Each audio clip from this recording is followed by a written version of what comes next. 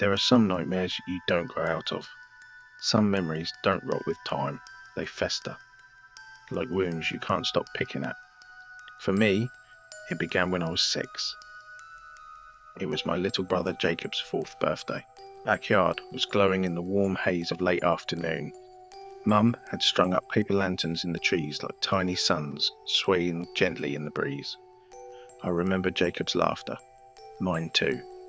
We darted through the hedges like we were being chased by monsters, only we weren't afraid, we were free. Then everything changed. A flash. Not like lightning, not like a camera.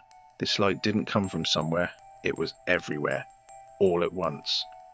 White, blinding, cold. It burned the colour out of the world.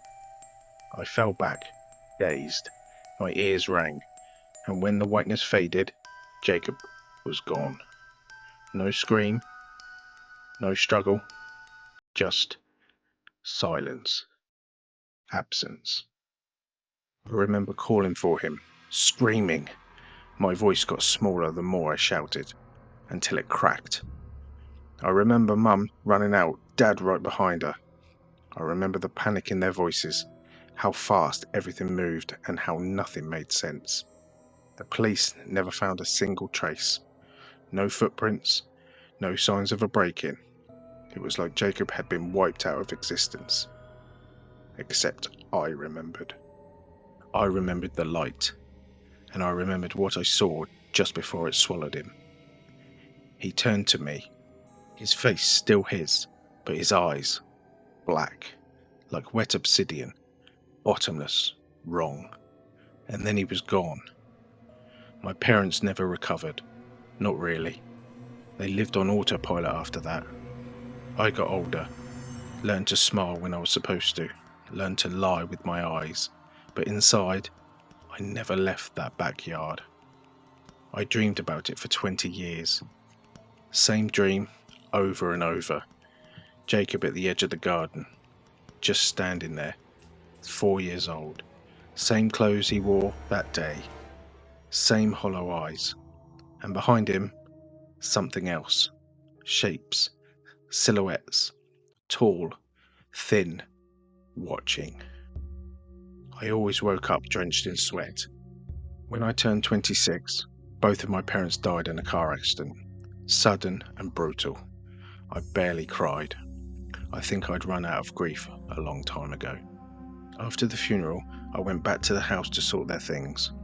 Everything was frozen in time. Dust on photo frames, toys tucked in corners, untouched for decades.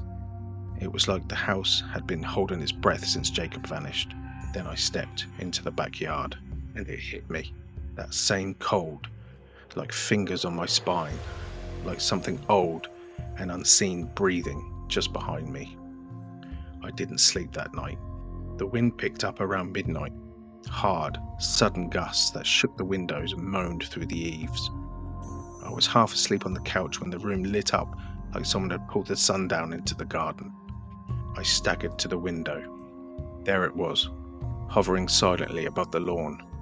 Massive, metallic, otherworldly. A craft.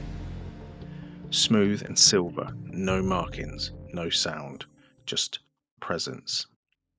A beam of white light poured from its belly like liquid ice. And in the centre of the light, Jacob, exactly as he had been. 4 years old, pale, still. His eyes locked onto mine, those same pitch black voids. I don't remember making the decision. I was already outside, barefoot in the grass, screaming his name, Jacob, over and over. But as I got close, the light snapped away, like someone cutting a cord. Gone. Again.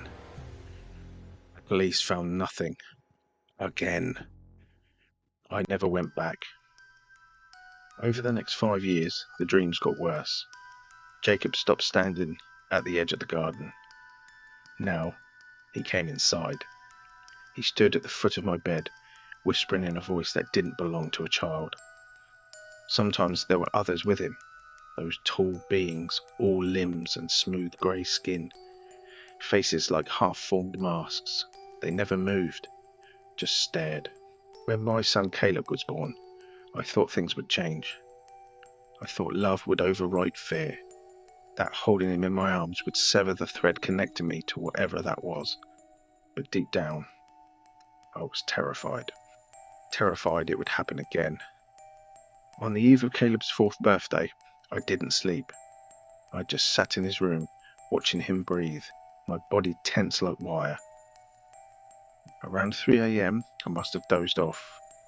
The dream came back. Jacob in the garden, smiling, those eyes, that light. But this time, there was someone with him. When I woke up, the room was glowing white. I froze. No sound, no movement, just that hum, low, deep, vibrating through my teeth. I ran to the window, my heart stopped. The garden was alight. The same beam of white, and standing in it was Jacob and Caleb. They were holding hands. Their faces were blank, too still, smiling, but not like kids smile, like mannequins, like puppets wearing human skin. Caleb turned to me, his eyes black, voids. I screamed, didn't think. I crashed through the door, sprinted into the yard. Caleb! I shrieked. No! I was too late. Their feet lifted off the ground. The air shimmered around them. They began to rise, slow, graceful, horrifying. I reached up, grasping at air, screaming his name over and over, but they never looked back. The light swallowed them whole. Then, darkness. I haven't spoken since that night. They say trauma can steal your voice, but mine wasn't stolen. I gave it up. Now, I sit in the backyard of a house I no longer own, staring up at the sky, waiting. Sometimes I see flashes in the clouds. Sometimes I hear the hum. No one believes me. I don't need them to. I know what I saw. I know what's out there. Because some nightmares don't end when you wake up. Some nightmares wait until your children fall asleep.